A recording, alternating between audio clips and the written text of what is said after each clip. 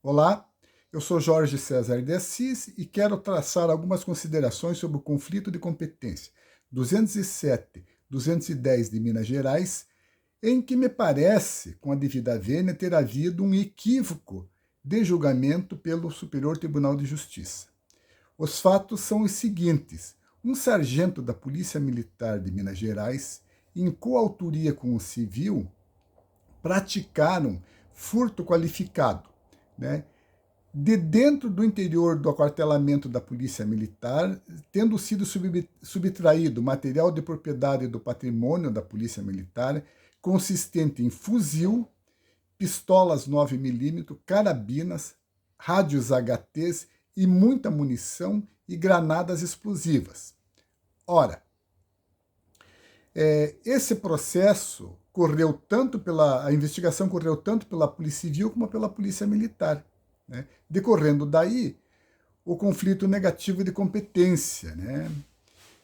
Então, o que nós temos? A primeira coisa a ser verificada é a natureza do crime praticado tanto pelo militar, pelo policial militar, que é um sargento da ativa, como pelo civil. Como o material furtado, né? É um furto qualificado, inclusive, o material furtado é de propriedade da Polícia Militar, nós vamos encontrar enquadramento no artigo 9º, inciso 2º, letra E, para o militar da ativa, né? O fato praticado por militar da ativa contra o patrimônio da Polícia Militar. E para o civil, em princípio, o enquadramento seria o artigo 9º, inciso 3º, a linha A. Também, né, são crimes praticados por militar da reserva reformado ou por civil contra o patrimônio da Polícia Militar. Ok. Então vejam bem, isso é o que diz a legislação federal, o Código Penal Militar. Acontece que a Justiça Militar brasileira, ela é sui generis. Ela tem duas espécies, Justiça Militar Federal e Justiça Militar Estadual. Na Justiça Militar Federal, a competência penal é ampla, né? Julgar os crimes militares definidos em lei, independente de quem seja o seu autor, que pode, inclusive, ser o civil. Já na Justiça Militar Estadual, né, a competência também é de processar e julgar os crimes militares definidos em lei, entretanto, somente quando praticado por militares estaduais, quais sejam bombeiros e policiais militares. Então nós já vemos aí, de início, uma ressalva constitucional que exclui o civil da Justiça Militar Estadual. A Justiça Militar Estadual não julga civil. Ora, não bastasse isso, né? Existe a Lei 8457 de 92, que é a Lei da Organização da Judiciária da Justiça Militar da União, né? E essa lei ela é utilizada nos estados também naquilo que não for conflitante. Ela diz com todas as letras que é competência do juiz federal da Justiça Militar, né, processar e julgar de forma monocrática os civis. Ora, então, a única autoridade judicial que tem competência para processar e julgar civil acusado de crime militar é o juiz federal da Justiça Militar.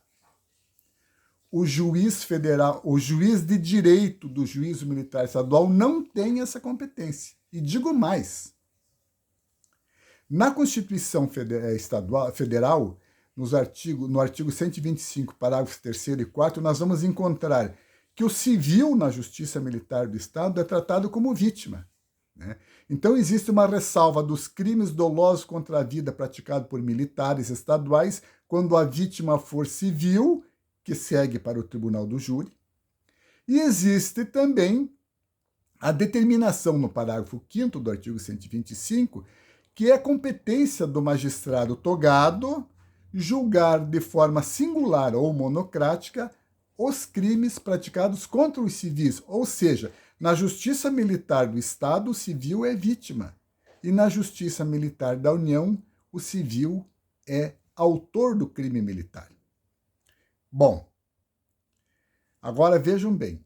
Como o crime foi praticado em concurso, nós temos aí a figura da continência. O que é a continência? É quando o mesmo crime é praticado por duas pessoas, o mesmo fato criminoso. Isso induz a uma unidade processual, né?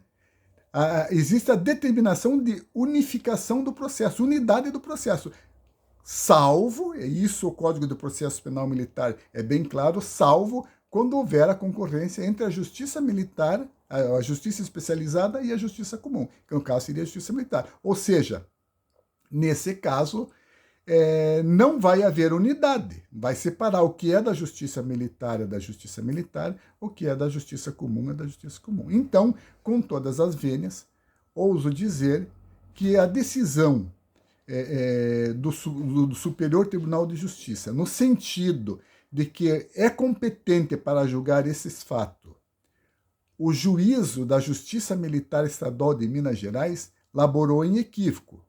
Primeiro, porque indo de encontro ao que diz a própria Constituição, que afasta o civil da Justiça Militar Estadual.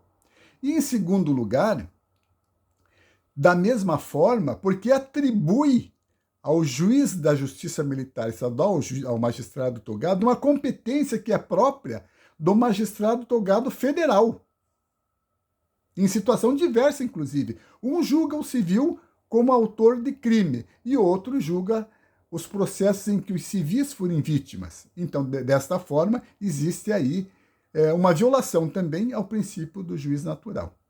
Então, são essas observações, claro. Posso estar enganado, mas gostaria de levar à reflexão de todos. Muito obrigado.